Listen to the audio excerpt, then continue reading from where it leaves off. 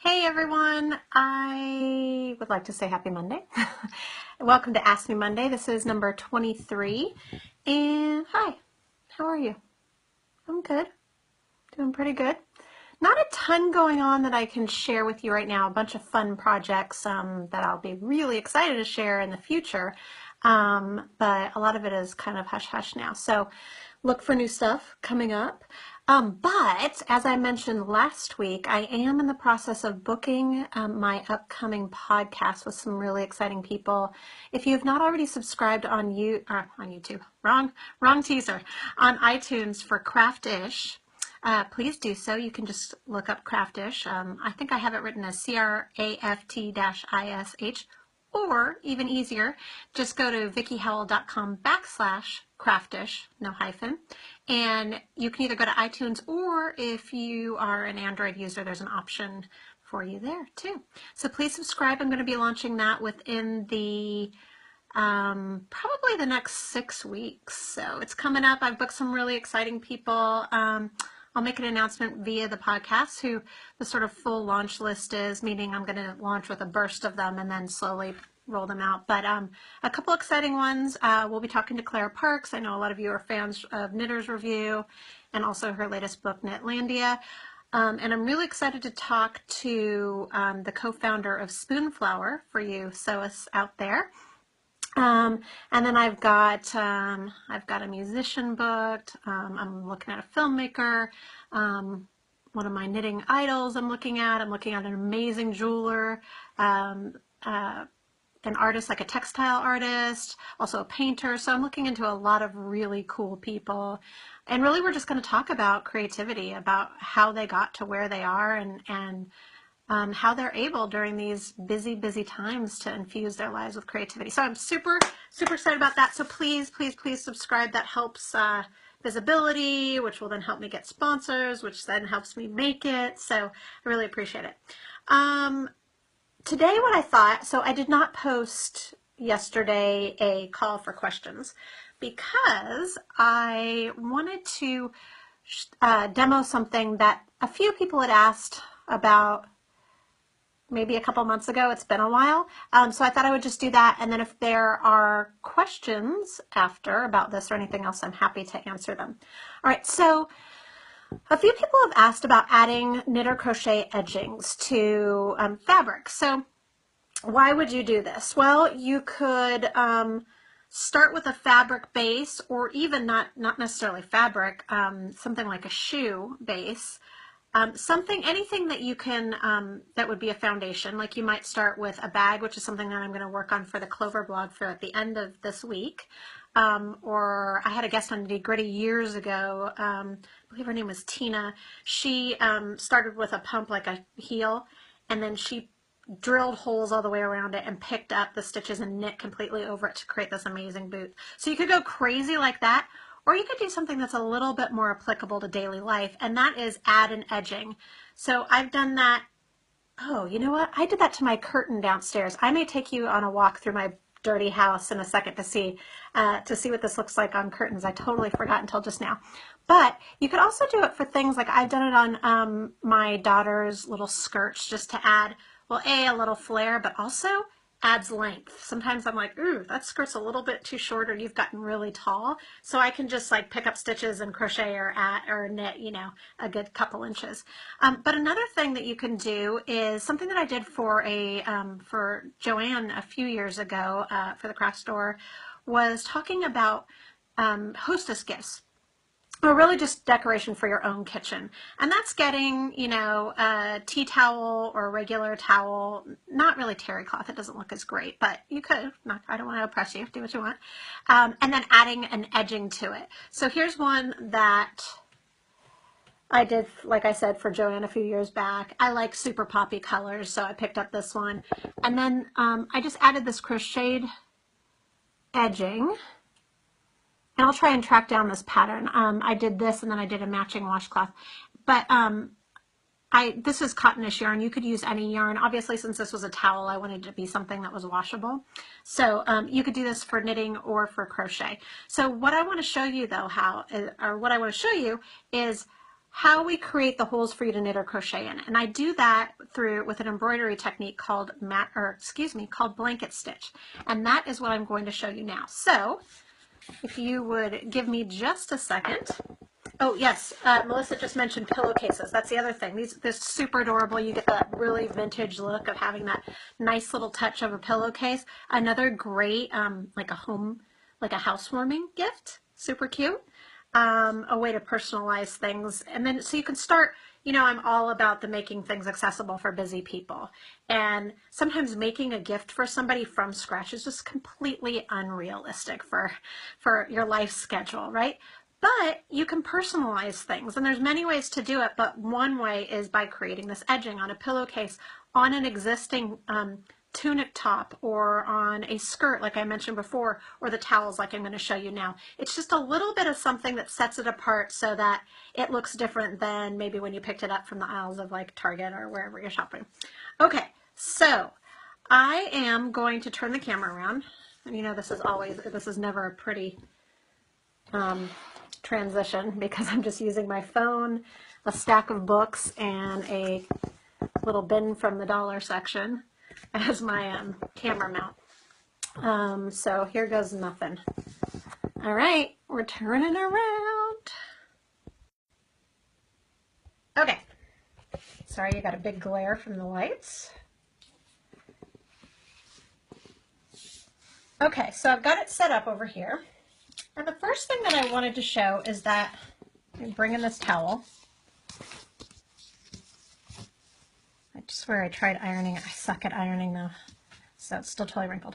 Okay, so the first thing that I recommend doing is taking a pen.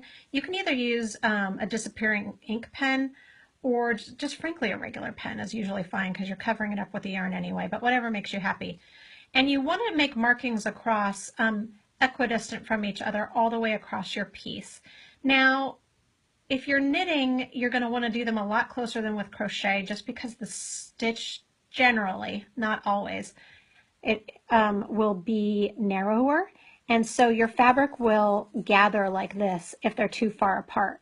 But I've already marked this particular piece up. This is a sample I had left over for crochet, so I'm going to just show you, how to do both, how to pick up with both, but just keep in mind that I would have done, these are about 1/4 inch apart, I would have done probably half of that if I was going to do a yarn of this weight. This is sport weight yarn. Okay, so what I did is I just took some yarn. It's the exact same yarn that I would crochet with. I like doing that. So this is totally optional. I did this because I thought, because I'm already using a sport weight, so why not, why not make it exactly the same, and then, it won't be as noticeable or whatever. But I've also used embroidery floss in a coordinating color in the case where I was doing something super bulky. So if you wanted to work with a bulky yarn, or sometimes even a worsted yarn, or some kind of crazy yarn that is going to be terrible to embroider with, you can embroider with something thin, with a sport weight or just embroidery floss, and then you can knit or crochet with a bigger yarn. If you don't want it to bunch though, I would kind of take a quick gauge swatch and figure that out, do the math to do that. Okay, so the first thing that I've done is I've just come up, I'd already done this. I just came up through this piece. This is the fold, the hem on the towel, okay? And this is to get started. All right, so then I'm going to, this is just the very beginning to get started.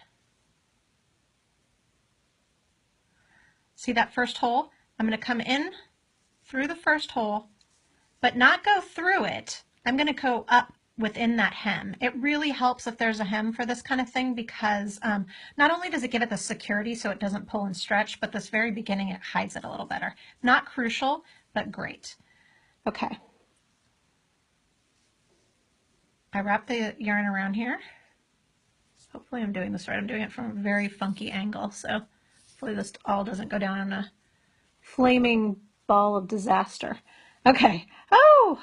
Yay! I did it right. Okay, so now you can see you've got your first blanket stitch. All right, so you've established that. That's really the only time you're going to have to do that weird come up through the hem, go around, whatever. That was just the establishment. From now on, you're just going to move to the next hole. you're going to go through the hole and come up again through that hem. So once again, I'm not going all the way through. I need to come up towards the fold. You really need that fold to make it happen. Otherwise, the piece will, the fabric would fold back this way, which wouldn't be terrible. It's just a little bit cleaner this way. And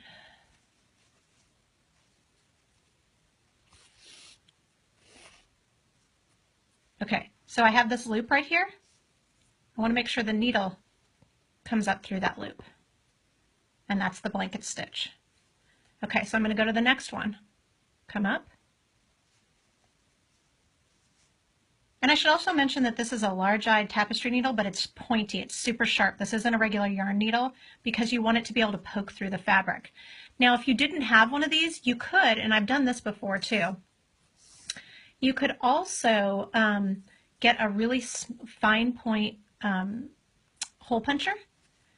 And I've actually done this, my very first project I ever got published anywhere, and it wasn't even really published. There was like 2 craft sites that existed in the world, and it was called She's Crafty, not the TV show. This was like, I don't even think, it wasn't a blog. Blogs didn't exist anywhere. Anyway, I did a polar fleece, I made a polar fleece blanket and then, you know, crocheted an edging around it, and I wrote up the instructions for it. And for that, I could have done it with the blanket stitch, but I got lazy and decided to not do the blanket stitch. And I just hole punched holes all the way around, and then I pulled the yarn directly through the hole versus creating this. But this is actually really nice, much nicer looking, and it will reinforce, it'll be a little bit tougher of a hold. Okay, so you would just do that all the way across, all right? So, okay, so this is what the edging would look like, and you know, as you can see, it's not perfect, it's ish. Which is pretty much how I do everything, ish. I'm just kidding. All right, so then I'm going to show crochet first. Okay, so you take your hook, and again, since I put these so far apart from each other, I mean, not far apart, like, you know, in life, but just theoretically, I wouldn't do a single crochet border here. This particular pattern that I wrote calls for this kind of loopy chain stitch thing. So this width apart will be totally fine. So I'm going to stick the hook underneath the loop from the blanket stitch, pull that loop through, the slip knot through, and then from here I would just crochet. And so, like I said, for this particular one, I decided that I was going to do this like little loopy thing. So I would go to the next one. And, you know, the stitch pattern does not matter at all. I just wanted you to see how I'm just using that bar. Whoops, slippery little sucker. All right, I'm just using the bar created from the blanket stitch as my point of contact to attach the yarn. And I'm going to pull this back in for a second. Oh, yep, on this side, this is what one row of that particular just chain stitch and then single crochet look like. And then for this particular edging, I built on it and added this little action. Again, it doesn't really matter. I just wanted you to see how it's really nice and secure and easy. Okay, so let's say though that you're more of a knitter, let's say. Say, you know, you respect crochet, but knitting is really more your game. I totally get it. So again, I would do the holes because I'm working with the sport weight yarn. I would make my my dots probably 1/8 of an inch versus 1/4 inch apart, but thank you for turning a blind eye to the fact that this gauge is going to be all wrong. I appreciate it. Okay, so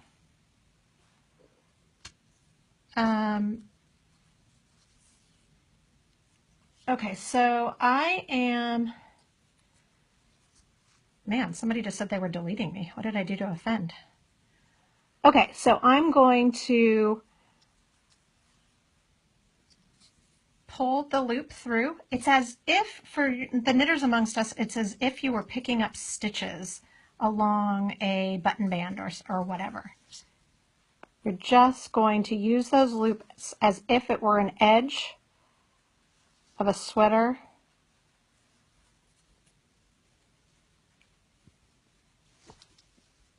There seems to be some weird like Jets and Sharks knitting and crochet conversation going on right now. I just would like to say I'm equal opportunity. I do both. I have brand new courses for knitting and crochet up on Creative Live, both beginning and advanced beginner. And I also have a bunch of how-to videos for knitting and crochet on YouTube, VickieHowell.com/YouTube. Okay, so let's just pretend that I did that all the way across. Pretend there was a whole row all the way done. This is a little messy. Okay, so just pretend, oh, that's awesome. Yay, we got a whole row done. All right, and then we're gonna go, and then we would go back, you know, if this was garter stitch, I would just knit. Oh, that's a hot mess with the cord there. This is why I so appreciate that my other videos that are actually for, you know, not live, that my husband does the camera work, because it's a little hard this way. Okay, so you would just continue knitting from here. Okay, so again, this does not look like as beautiful as I would love it to look because the holes are super far away because this was made for a chained crochet piece. But I just wanted you just to sort of like open your eyes to the possibilities. I think that I'm going to do knitting. I can't decide if I'm going to knit or crochet, but I'm going to work on a notions bag for Clover later on, and I think I might knit, and so I would be picking them up this way. So we'll see. All right, so now that we've taken care of that, thank you for those questions. You can see a little bit. I'm going to go through these questions, and then I'm going to end it running downstairs, and you're going to see my dirty house, unfortunately, and I'm going to show you how I created a edging on my curtains in one of my rooms. Okay, so let me just do a quick scroll through and see if there's any questions. Oh, somebody's 2-year-old's watching. Hi, 2-year-old. I don't know what your name is, but hello. I have some really cute garments coming out for you in my upcoming book. Oh, let's see. Chris is saying she puts edgings on plain hankies. That's really sweet. Planning on doing that. Okay, I don't really see any questions. You seem to be all on board. Oh, Peggy's saying that for her guild, they did edgings on fleece blankets for babies. Yeah, that's really super cute. Baby blankets. We don't have time to knit or crochet an entire blanket, but you can make one, you know, out of fleece and then just add that little bit of personality.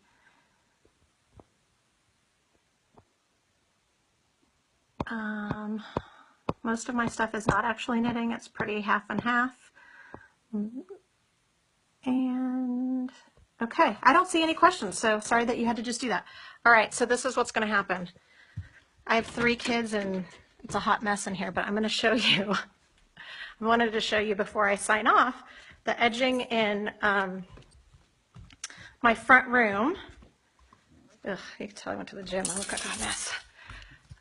Oh, you know what else I didn't show you? Well, I did show you, but I'm going to turn this around for a second.